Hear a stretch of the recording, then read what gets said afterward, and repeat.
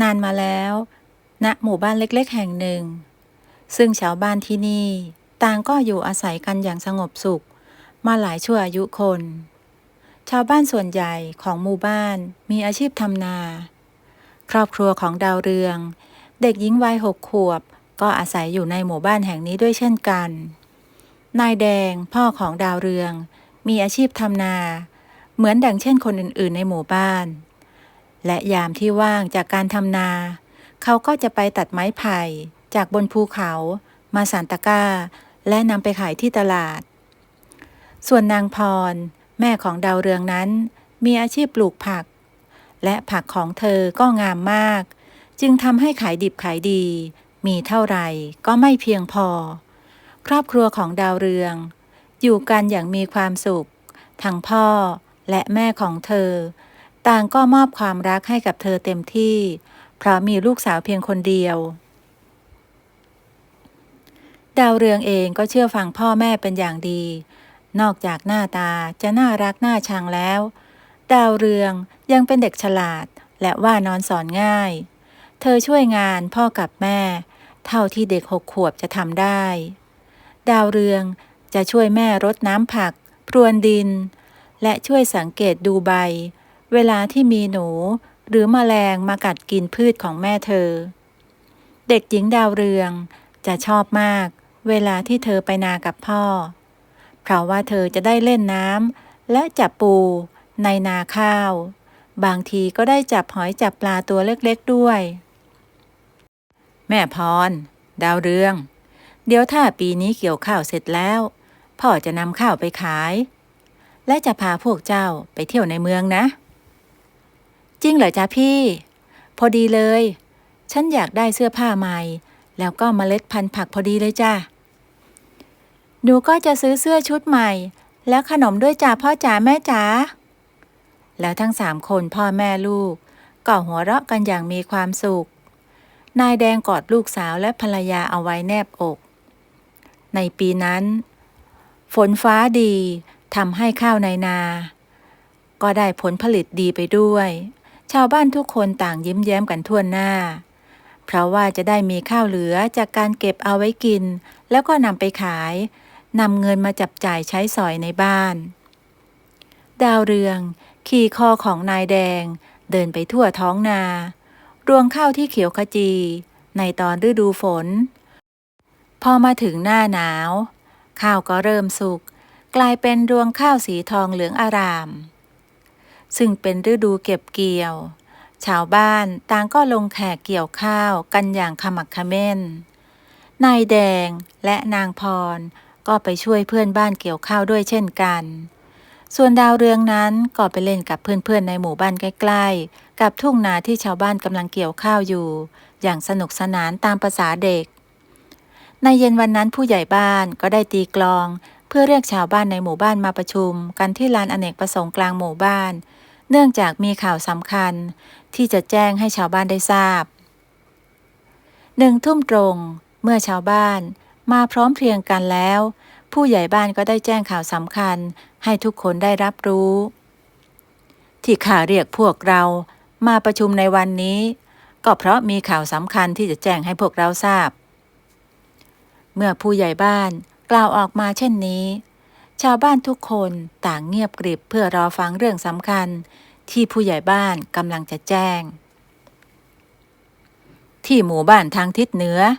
มีเด็กในหมู่บ้านหายไปหลายคนแต่ตอนนี้ก็ยังหาไม่เจอผู้ใหญ่บ้านของหมู่บ้านนั้นจึงได้ส่งข่าวมาเพื่อให้ข้าแจ้งแก่พวกเราทุกคนให้ช่วยกันดูแลลูกหลานของเราให้ดีเพราะตอนนี้ยังจับคนร้ายไม่ได้เลยพอจบคำพูดของผู้ใหญ่บ้านก็เกิดเสียงอื้ออึงขึ้นในหมู่บ้านเพราะข่าวที่ผู้ใหญ่บ้านแจ้งนี้น่าหวาดกวั่นยิ่งนักชาวบ้านต่างวิพากษ์วิจารณ์กันไปต่างๆนานาว่าสิ่งที่จับตัวเด็กไปนั้นอาจจะเป็นเสือเป็นปีศาจหรืออาจเป็นสัตว์ประหลาดก็เป็นได้ยังไม่ทราบแน่ชัดว่าสิ่งที่จับตัวเด็กๆไปนั้นจะเป็นคนปีศาจหรือว่าเสือกันแน่แต่อย่าปล่อยให้ลูกหลานของพวกเราคลาดสายตา รือว่าอยู่กันตามลำพังให้ช่วยกันสอดส่องดูแล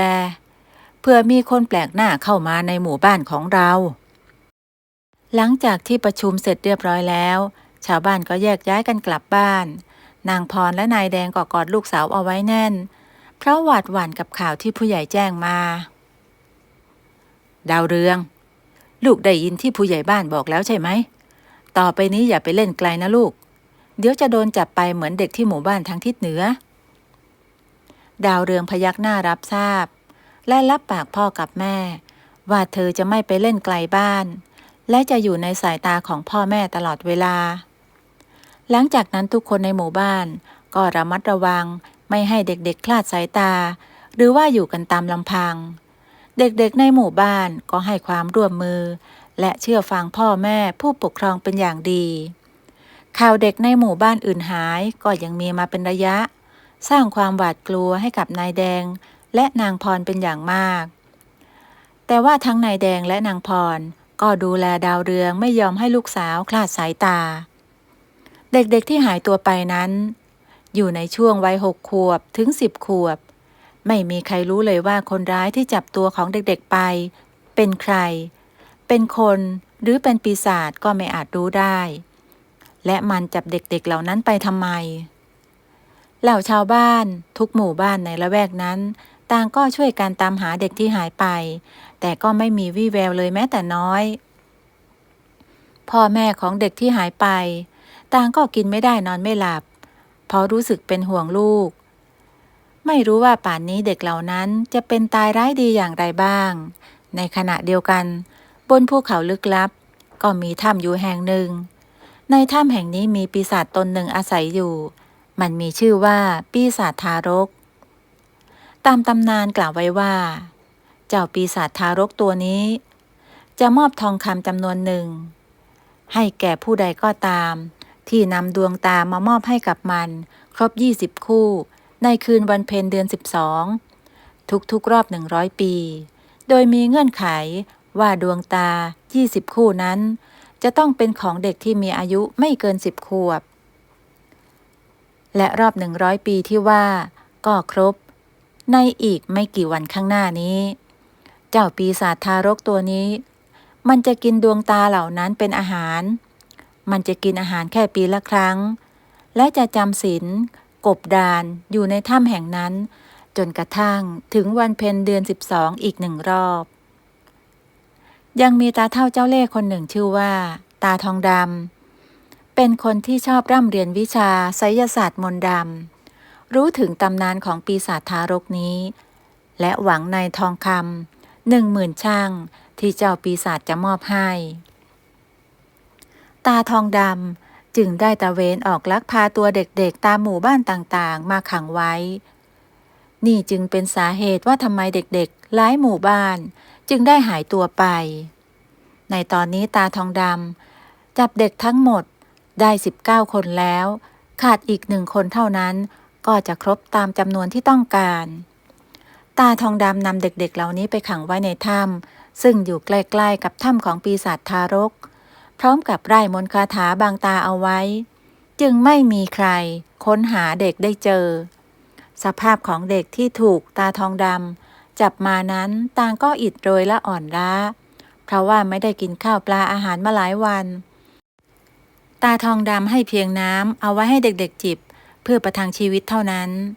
ที่ตาทองดำไม่ได้ให้เด็กๆกินอาหารก็เพื่อจะให้เด็กๆไม่มีแรงในการหลบหลีนั่นเองอีกไม่กี่วันก็จะถึงวันเพ็ญเดือน12ตาทองดำนั้นรู้สึกตื่นเต้นที่เขาจะได้กลายเป็นเศรษฐีมีทองคำไว้ครอบครองถึง10,000 ช่างแต่ว่าเขาก็ยังไม่คลายความกังวลเพราะว่ายังขาดเด็กอีก1 คนถึงจะครบจำนวนที่ต้องการ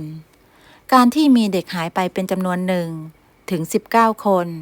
จึงทำให้แต่ละหมู่บ้านเพิ่มความระมัดระวังมากยิ่งขึ้นทำให้การจับเด็กมาของตาทองดำยากยิ่งขึ้นไปอีกจนกระทั่งมาถึงวันที่นายแดงและคนในหมู่บ้านได้นำข้าวไปขายในเมืองเขาได้พานางพรและดาวเรืองไปด้วย เพราะจะพาลูกเมียไปเที่ยวซื้อเสื้อผ้าใหม่และของใช้ที่จำเป็นเกวียนหลายคันที่บรรทุกข้าวจนเต็มได้เดินทางเข้าไปในตลาดที่อยู่ในเมืองพอมาถึงตลาดก็มีพ่อค้ามารับซื้อข้าวเมื่อได้เงินจากการขายข้าวแล้วชาวบ้านก็ได้แยกย้ายกันไปจับจ่ายซื้อของครอบครัวอย่างเช่นครอบครัวดาวเรืองก็เช่นกันดาวเรืองรู้สึกตื่นเต้นกับบรรยากาศในตลาดเป็นอย่างมากเพราะผู้คนที่เดินกันขวักไขว่ของกินของใช้ขนมนมเนยก็เยอะแยะมากมายร้านขายเสื้อผ้าก็มีแต่สวยๆทั้งนั้นนายแดงพาลูกและเมียเดินเที่ยวจนทั่วตลาดจนกระทั่งเดินผ่านร้านขายเสื้อผ้าร้านหนึ่งแม่จ๋าหนูอยากได้ชุดนั้นจ้ะแม่ได้เลยจ้ะลูกไปเราไปดูกันสองแม่ลูกจึงจูงมือกันเข้าไปในร้านเสื้อผ้านั้นนายแดงเองก็ไปเลือกเสื้อผ้าใหม่ของลูกและเมียด้วยนายแดงและนางพรเลือกเสื้อผ้าอยู่นานเพราะตัดสินใจไม่ถูกว่าจะเอาชุดไหนดีระหว่างที่นายแดงและนางพรเลือกซื้อเสื้อผ้าใหม่อย่างเพลิดเพลินอยู่นั้นดาวเรืองก็มองออกไปนอกร้านเธอเห็นกระต่ายสีดำตัวหนึ่งขนปุกปุยน่ารักน่าเอ็นดูพอเห็นดังนั้นดาวเรืองก็มีความรู้สึกว่าอยากได้กระต่ายตัวนั้นมากมองไปทางพ่อกับแม่ก็เห็นว่าทั้งสองกำลังเพลิดเพลินกับการเลือกซื้อเสื้อผ้าหนูน้อยดาวเรืองไม่อยากรบกวนพ่อกับแม่จึงไม่ได้เรียกนายแดงและนางพรผู้เป็นพ่อแม่อีกอย่างเธอก็ได้ลืมคำเตือนของพ่อกับแม่ถึงเรื่องที่ว่าอย่าไปไหนเพียงลำพังดาวเรืองเดินออกจากร้านขายเสื้อผ้าเดินตามกระต่ายตัวนั้นไปหวังจะจับมันให้ได้และจะเอาไปเลี้ยงที่บ้านแต่ทว่าตามอย่างไรก็ไม่ทันเสียทีดาวเรืองตามกระต่ายตัวนั้นไปทุกครั้งที่เธออยู่ห่างจากมันจะหยุดรอแต่ทว่าคราวใดที่เธอจับมันได้มันจะวิ่งห่างออกไปกระต่ายสีดำตัวนั้นหลอกล่อดาวเรืองไปเรื่อยๆจนกระทั่งเธอเดินห่างจากร้านขายเสื้อผ้าและตลาดออกไปไกลเมื่อมารู้ตัวอีกทีก็มาหยุดอยู่ตรงหน้าของชายชราหน้าตาน่ากลัวคนหนึ่งดาวเรืองคิดจะหันหลังกลับวิ่งกลับไปหาพ่อกับแม่แต่อนิจจา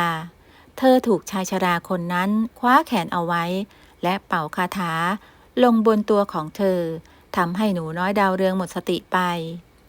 ทางด้านนายแดงและนางพรกว่าจะรู้ตัวว่าลูกสาวตัวน้อยหายไปเวลาก็ผ่านไปนับชั่วโมงนายแดงและนางพรวิ่งพล่านทั่วตลาดเพื่อตามหาลูกสาวพร้อมทั้งสอบถามคนทั่วตลาดก็ไม่มีใครพบเห็นดาวเรือง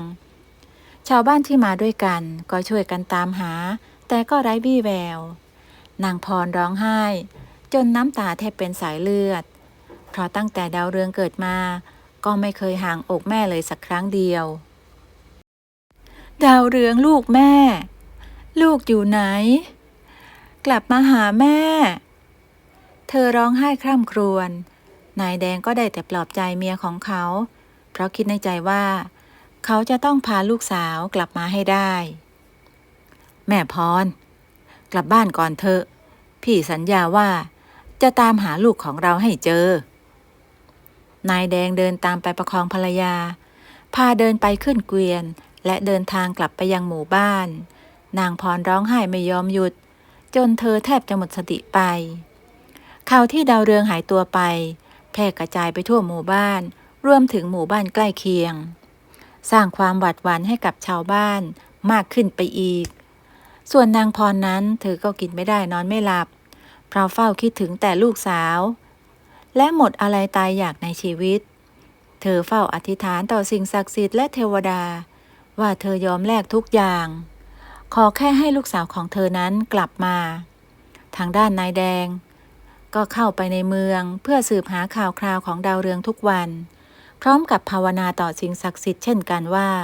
เขายอมสละชีวิตเพื่อให้ลูกสาวนั้นกลับมาด้วยแรงอธิษฐานของสองผัวเมียที่มีรักอันยิ่งใหญ่และบริสุทธิ์มอบให้กับลูกสาวเ เทวดาและสิ่งศักดิ์สิทธิ์จึงได้ตอบรับคำขอของนายแดงและนางพรอีกทั้งปีศาจทารกนั้นก็ถึงเวลาที่จะต้องไปชดใช้กรรมในนรกภูมิแล้วท่านหัวหน้าเทวดาจึงได้แปลงกายเป็นชายชราผมขาวมาดักพบนายแดงที่กำลังขับเกวียนเพื่อจะเข้าไปสืบข่าวและตามหาดาวเรืองนายแดงต้องบังคับให้วัวหยุดลากเกวียนกระทันหันเพราะอยู่ดีๆก็มีชายชรามายืนขวางทางเกวียนของเขาท่านลุงเป็นอย่างไรบ้างวัวชนเข้าหรือเปล่าชายชราสายหัวแต่ว่าเอามือลูบไปที่ท้องนายแดงเข้าใจว่าชายชราคนนั้นน่าจะหิวข้าวเขาจึงให้ชายชราผมขาวคนนั้นขึ้นมาบนเกวียนและแบ่งห่อข้าวที่เขาห่อมาจากบ้านให้ชายชรากินเมื่อกินข้าวอิ่มแล้วชายชราผมขาวก็เอ่ยปากถามนายแดงว่าพ่อหนุ่มข้าเห็นว่าเจ้ามีท่าทางกลุ่มใจมีเรื่องอันใดหรือลูกสาวของข้าหายตัวไปครึ่งเดือนมานี้ท่านลุงน่าจะได้ยินข่าวเรื่องเด็กหายตัวไปนะครับข้าได้ยินจากคำอธิษฐานของเจ้าและภรรยาและที่ข้ามาในครั้งนี้ก็เพื่อจะมาช่วยเจ้าตามหาลูกสาวและเด็กๆคนอื่นๆให้กลับมาพูดจบชายชราก็กลับคืนสู่ร่างเดิมก็คือร่างของท่านเทวดานายแดงรู้สึกตกตะลึงและดีใจเป็นอย่างมากที่สิ่งศักดิ์สิทธิ์ตอบรับคำขอและคำอธิษฐานของเขาและภรรยาเทวดาแปลงกายเป็นชายชราดังเดิมและบอกกับนายแดงว่าลูกสาวของเขาและเด็กคนอื่นๆถูกจับตัวไปควักเอาดวงตาไปเป็นอาหารให้แก่ปีศาจทารกที่อยู่ในถ้ำบนภูเขาโดยมีตาทองดำเป็นคนจับเด็กเหล่านั้นไปและหวังในทองคำ10,000 ช่างในคืนพรุ่งนี้ปีศาจทารกจะตื่นขึ้นมากินอาหารที่มีคนนำไปเส้นสังเวยให้แก่มันและมันจะมอบทองคำ10,000 ช่างให้แก่คนผู้นั้นตอนนี้เด็กๆทุกคนยังปลอดภัยดีแต่ถ้าพ้นคืนพรุ่งนี้ไปแล้วเมื่อไรเด็กทุกคนจะโดนควักลูกตานายแดงจึงเปลี่ยนเป้าหมายจากที่จะเข้าไปในเมืองและรีบเดินทางกลับไปยังหมู่บ้านทันทีไม่เช่นนั้นอาจจะเดินทางไปถึงถ้ำแห่งนั้นล่าช้าเด็กทุกคนก็จะเป็นอันตรายทางด้านดาวเรืองนั้นหลังจากที่หมดสติไปเธอก็ฟื้นขึ้นมาในถ้ำที่มืดสลัวท่ามกลางเด็กๆนับ10 คนในตอนแรกเธอร้องไห้สะอึกสะอื้นเพราะคิดถึงพ่อแม่เพราะเธอเองเพิ่งจะ6 ขวบเท่านั้น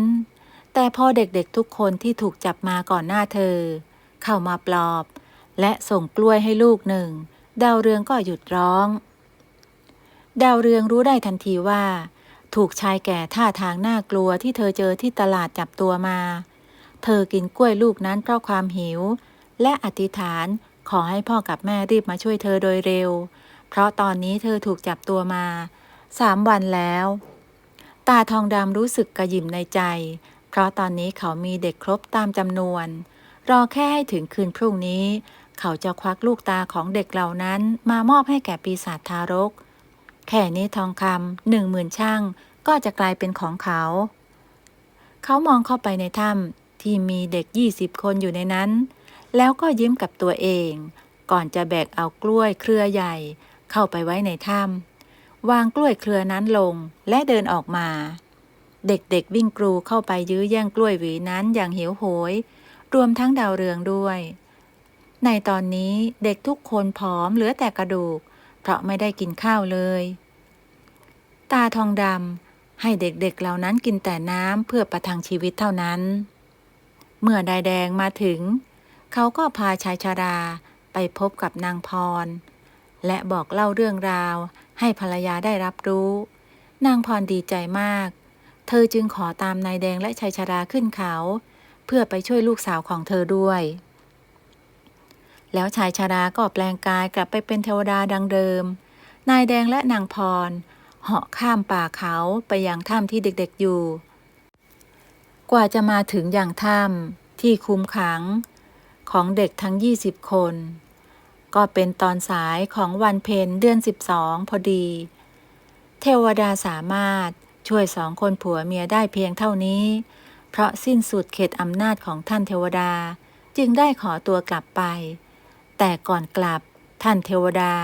ได้อวยพรให้นายแดงและนางพรข้าช่วยพวกเจ้าได้เพียงเท่านี้นะแต่เหนือสิ่งอื่นใดสติปัญญาและความรักอันบริสุทธิ์ที่เจ้ามีต่อลูกสาวจะช่วยให้เจ้าผ่านพ้นปัญหาครั้งนี้ไปได้ขอให้เจ้าโชคดีเมื่อท่านเทวดากล่าวจบก็หายวับไปนายแดงและนางพรจึงค่อยๆเดินเข้าไปในถ้ำที่คุมขังเด็กๆเอาไว้ในตอนนี้มนต์ดำที่ปกคลุมถ้ำได้คลายลงแล้วเพราะตาแก่ทองดำกำลังงีบหลับด้วยความชะล่าใจเพราะคิดว่าคงไม่มีใครตามมาถึงที่นี่ได้อย่างแน่นอนเมื่อเข้าไปถึงในถ้ำก็พบว่าเด็กๆทุกคนยังมีชีวิตอยู่แต่ก็อ่อนระหยโรยแรงนายแดงและนางพรจึงได้นำอาหารและน้ำที่ห่อมาแจกจ่ายให้กับเด็กๆทุกคนนางพรกอดลูกสาวเอาไว้แน่นด้วยความคิดถึงและโล่งใจเมื่อเด็กๆทุกคนได้กินอาหารเรียบร้อยนายแดงและนางพรก็พาเด็กๆเดินหลบออกมาจากถ้ำแต่ด้วยเกรงว่าตาแก่ทองดำจะไหวตัวทันรู้ว่าเด็กๆได้ออกมาจากถ้ำนายแดงจึงตัดท่อนไม้จำนวน20 ท่อนไปวางเรียงกันไว้เหมือนกับว่าเด็กๆเหล่านั้นกำลังหลับอยู่เพราะในถ้ำมืดสลัวมองเผินๆท่อนกล้วยเหล่านั้นก็จะช่วยพลางตาทองดำได้เป็นอย่างดีนายแดงและนางพรรีบพาเด็กๆเดินลงจากเขาเมื่อทุกคนเดินมาถึงตีนเขาตาทองดำก็ตื่นขึ้นจากนอนกลางวันเขาเดินเข้าไปดูในถ้ำก็พบว่าเด็กทุกคนนอนหลับอยู่และนับดูก็ครบจำนวนที่เขาจับมาได้ตาทองดำจึงเดินออกไปจากถ้ำในคราวนี้เขาคิดที่จะจับปลาในลำธารมาย่างให้แก่เด็กๆเหล่านั้นกินเพราะว่าถึงอย่างไรก็อยากจะให้พวกเขากินอิ่มก่อนที่จะสังเวยดวงตาให้แก่ปีศาจทารกเมื่อย่างปลาเสร็จเรียบร้อยตาทองดำก็ได้นำปลาย่างเข้าไปในถ้ำและปลุกเด็กๆที่กำลังหลับอยู่ให้ตื่นขึ้นมากินแต่แล้วพอมือของตาทองดำสัมผัสแกก็รู้ว่าเด็กที่นอนเหล่านั้นคือท่อนกล้วย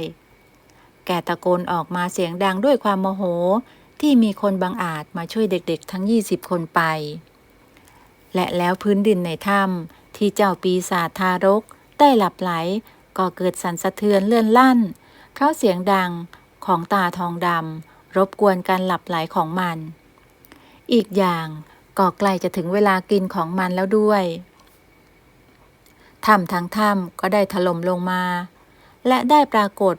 ปีศาจหน้าตาน่าเกลียดน่ากลัวรูปร่างสูงใหญ่เท่าภูเขาเจ้าปีศาจทารกส่งเสียงร้องโหยหวนไปทั่วสร้างความหวาดหวั่นให้แก่เหล่าสรรพสัตว์ทั่วทั้งบริเวณเสียงร้องของมันได้ยินถึงบริเวณตีนเขาที่นายแดงและนางพรกำลังพาเด็กๆหลบหนีดาวเรืองกอดคอแม่ไว้แน่นด้วยความกลัวพวกเด็กๆก็กอดกันแน่นนายแดงและนางพรพาเด็กๆเหล่านั้นหลบอยู่หลังพุ่มไม้ตาทองดำตกตะลึงด้วยความบาดกลัวปีศาจทารกจนขยับขาไปไหนไม่ได้เจ้านี่เองที่รบกวนการนอนของข้าอาหารของข้าล่ะอาหารของข้าอยู่ไหนปีศาจทารกส่งเสียงอันน่าสยองพองขนถามตาทองดำแต่ตอนนี้ตาทองดำไม่สามารถนำอาหารมาให้มันได้จึงได้แต่เงียบและคิดจะหาทางหลบหนี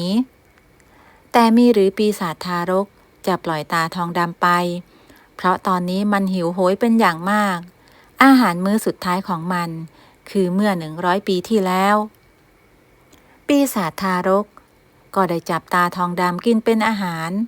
แต่ว่าสิ่งที่มันกินเข้าไปนั้น ไม่ใช่อาหารของมัน เพราะอาหารของมันคือดวงตาของเด็ก20 คู่ จึงทำให้ร่างกายของปีศาจทารกสลายกลายเป็นหมอกควันดวงวิญญาณของมันถูกเหล่าเทวดาจับไปส่งให้ท่านยมบาลที่นรกภูมิทางด้านนายแดงและนางพรนั้นเมื่อเสียงร้องโหยหวนของปีศาจทารกเงียบลงก็พาเด็กๆออกเดินทางต่อทั้งหมดมาถึงหมู่บ้านในตอนหัวค่ำนายแดงนำเด็กทั้ง19 คนไปที่บ้านของผู้ใหญ่บ้านพร้อมกับเล่าเรื่องราวที่เกิดขึ้นให้ชาวบ้านได้ฟังในตอนเช้าของวันต่อมา